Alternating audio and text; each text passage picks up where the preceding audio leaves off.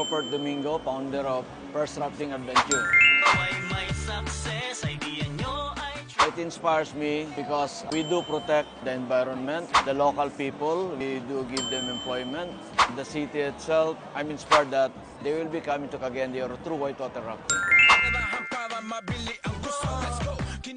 Through whitewater rafting, it's one part na may promote ang tourism. Not only whitewater rafting, magiging marami na rin ang impact nun. Yung community, matutulungan natin.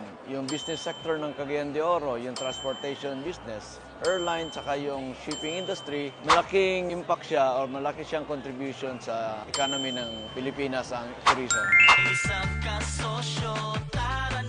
Sa safety ng whitewater rafting is yung mga guide is trained by International Rafting Federation and they are licensed, the safety, and we do always train them yearly. Sa mga gusto mag-whitewater rafting, itry nyo yung Cagayan de Oro First Rafting Adventure. I'm sure mag-enjoy kayo. Yung river malinis, yung environment maganda pa. Very safe ang whitewater rafting ng Cagayan de Oro. Visit nyo po ang First Rafting Adventure.